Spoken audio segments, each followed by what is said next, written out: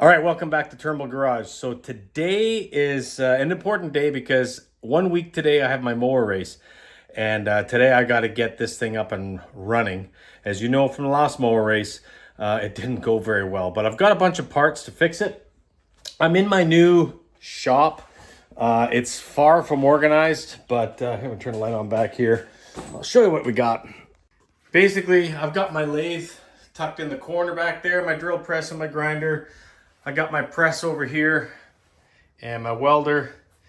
There's still some stuff in boxes, my old workbench here. I've still got some organizing to do. I've got my toolbox here, my compressor's hooked up. So I did get some stuff. Oh, and my central vacuum for the vacuuming cars. Got that hooked up. But there's still a lot of stuff to move. This furniture I'm trying to sell, this china cabinet. But that said, I've got space right there to work on a mower, which is right there. So let's get going. All right, so as you know in that last video, the starter solenoid gave me some grief. So I've got a replacement starter solenoid here. And if you remember, if you watch, you might have noticed before it broke, before the battery ripped out of the back, it was starting to sputter and whatnot. So I don't know what was causing it, if it was a coil, spark plugs, or carburetor. So I said to heck with it and I ordered everything. I got 2 new coils, 2 spark plugs, a new carburetor, and of course the gaskets go with it. And the carburetor did come with a new oil filter, which is nice. I'll put that in my cabinet for now. But let's start with getting all this stuff replaced before we get onto the battery issue. So to get to the carburetor and the solenoid, which is down here, I gotta take all the sides and everything in the front off, which is a bit of a pain because I've got all these wires that are going to my flashing strobe. So I gotta go back here and disconnect all these wires, and then I can pull it all apart. All right, got the front of the mower off, which exposes the motor and the carburetor and everything nicely. I may have to remove that fuel tank, which means draining all the fuel, because I had to cut all the tie wraps that were holding all these wires, and to get to it, I'm probably gonna have to do that, just bite the bullet. All right, I got that fuel tank draining down. I kind of think I need more room. I don't think I got enough room for all that gas, but slowly drain that down, and then yeah, let's get that tank out of there too. So I pulled the shroud off, fan shroud off, and I'm showing you the coil. If I can get there's a better view. So you can see as the magnets come around on the flywheel, there is a specified gap there that you want to have, probably around 5 to 10 thou, I would think. I'll see if I can find it. And basically you adjust with shims to keep that gap so that it's nice and close to that coil pickup. So, all right, let's get one of these coils replaced. Little plug on here.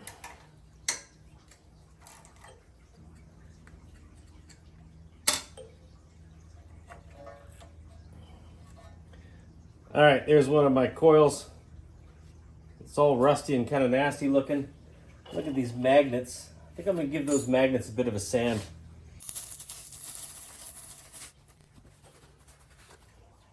So I went online and looked, and the air gap is about 12 thousandths of an inch.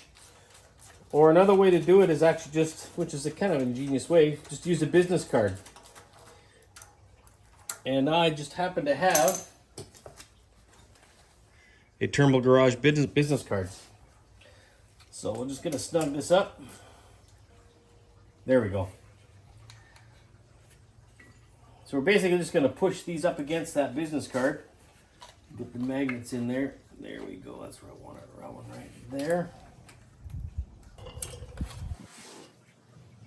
And there's your gap. Put our wire back on, which is too short, so I'll have to undo this clip here and get that onto there.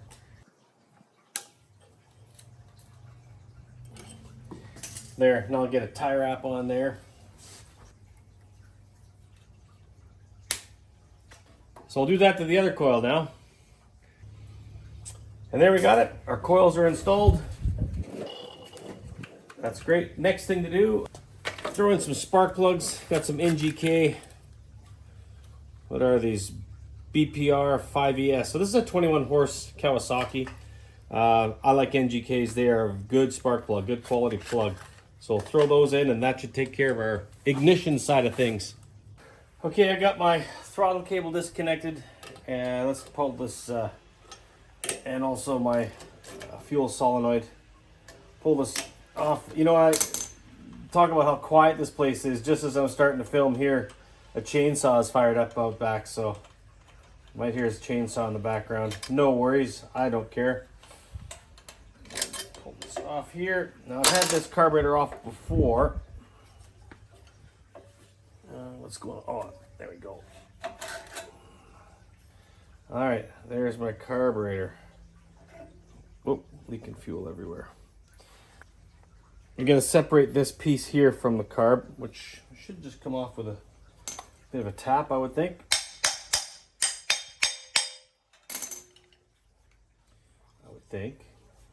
Yeah, it's coming. There we go. And there is our carb that may or may not be giving me issues. I don't know. I wasn't taking any chances on anything going wrong with this thing, so I'm just replacing a bunch of stuff. So this carburetor is the same as the one I took off. You'll see why it only has about a quarter throttle. And if you look here, same as my other carburetor, it had the same issue with that. So what I did on my other one, the old carb, is I ground that back so that I'd get more throttle. And I actually ended up welding an arm on here for my linkage.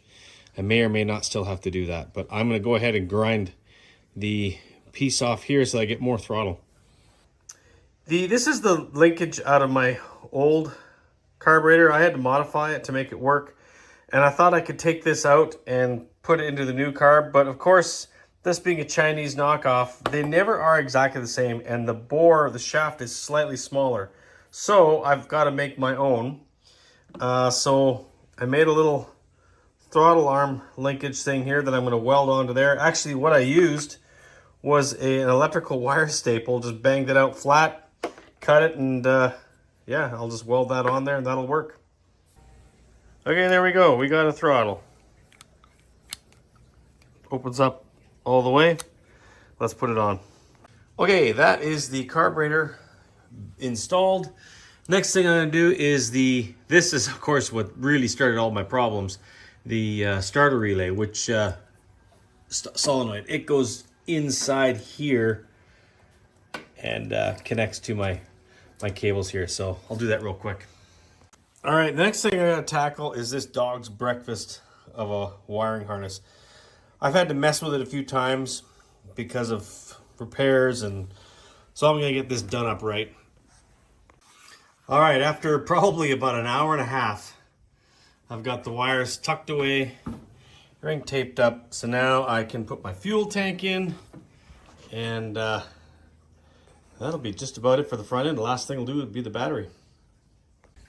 All right, that has got the mower all put back together in the front. The next thing is the battery, and I bought the material for that, but unfortunately I have run out of time. The wife's coming home. We're going out for dinner, so I gotta get cleaned up and get all this mess put away, but great progress today. Tomorrow when I get home from work, I will carry on. All right, it has been a few days. We had Deuce Days, which I just released a video on. But today we're gonna get the mower finished, and you'll see I got a mess in my garage because what I just made this morning is a new battery tie down. Just there, you can see a little bit better. And so that's done, that's drying. I got that finished. And the next thing I gotta do is just go ahead and put some new lugs on the end of the wires that got ripped off. And this thing should be done. So let's quickly put those on while the paint's drying. And I think we can flash this thing up, go for a test drive, and see if my neighbors still love me. All right, battery tie down is complete with my 11mm socket, because you never need an 11mm socket, and I needed a spacer. Long story behind that, ain't going into it. But there you go, that is solid, it ain't moving. The only reason that's coming off is if I get rear-ended really hard. All right, I just took the mower for a rip up my long driveway. it's working great. So, but I really don't want to piss my neighbors off, so I'm not going to run it. This is a really quiet neighborhood, and I'm sure if there's anybody sleeping in, they're not sleeping anymore. But yeah, just ripped up that driveway like nobody's business. So anyway, Sunday, which is 3 days from now, we got the mower race, and I think it's ready to go. It's hard to start. I never did hook up that choke. I might regret that, but I mean, I can spray some brake clean in the carburetor and it flashes right up. So it's a bit of a pain, but I think when it's warm, it'll start okay. But anyway, more races coming up next, so stand by for that one. It's gonna be epic.